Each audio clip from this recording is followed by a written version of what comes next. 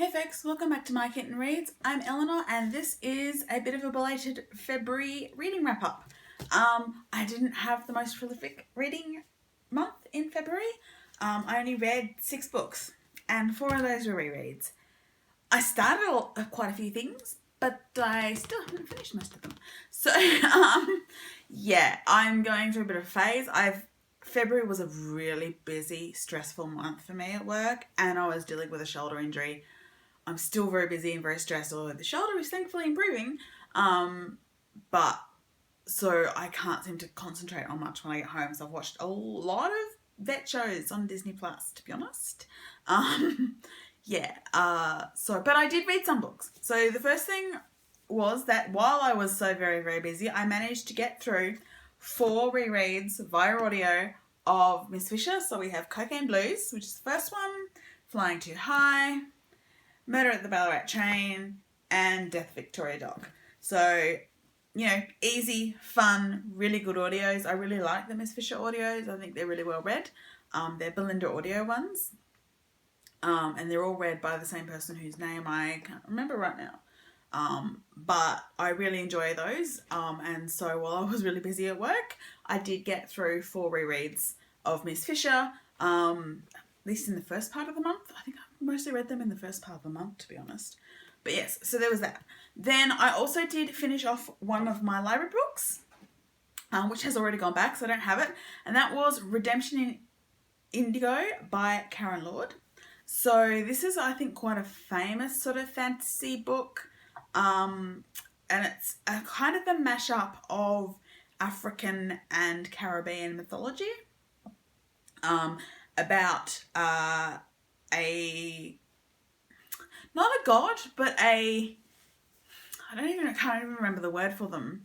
A spirit, a being's chaos stick gets stolen, and the other beings that stole it kind of watch this woman to see if she's worthy of carrying it. And so you get this story about her. She's left her husband. He's a glutton. He comes to visit, and there are various shenanigans. And then the second half is very much what happens after they give her the chaos stick, and the being that belongs to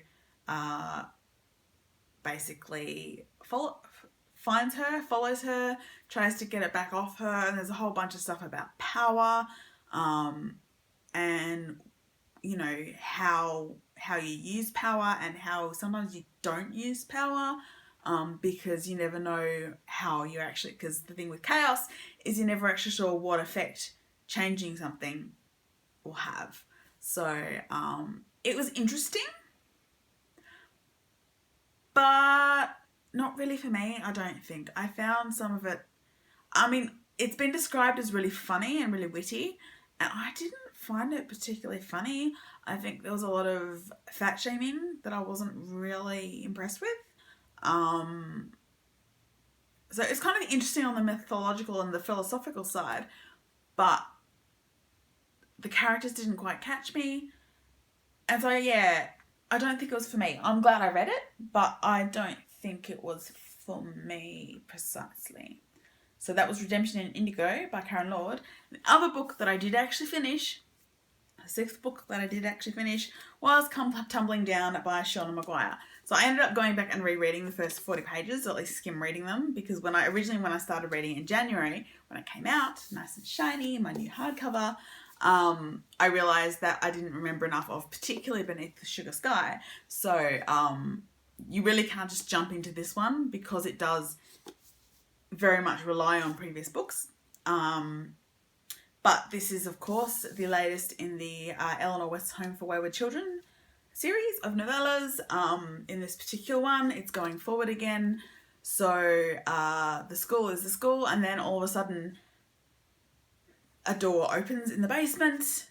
There's all this lightning, and a girl walks through, and she's carrying Jack, but who had previously gone back to the moors, who's where their door went. But Jack is actually in her twin Jill's body, because Jill has run off with Jack's body. And so they go on a quest. So one of the rules for Eleanor West's school is no quests.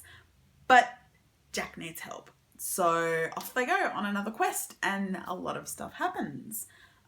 Really enjoyable. I really enjoyed it. Not quite up to the level of Every Heart a Doorway for me, but that is an incredibly special book in my heart.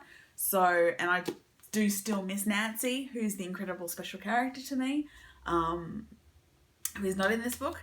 But it was still a really enjoyable book and I really liked it. And if you like the Wayward Children books, definitely pick this one up if you haven't yet. But that is all I read in February. And like I said, I haven't actually finished anything yet. Although I'm getting close on a couple for March. So I've also started uni again. So yeah, I'm really busy and my brain just can't cope with too much stimulation. But I will try. I will try and work on actually doing some reading. So yeah. That's my February wrap up. If you've read any of those books and liked them, let me know down below. I'm always happy to discuss books in the comments. And I will see you all again really soon. Bye.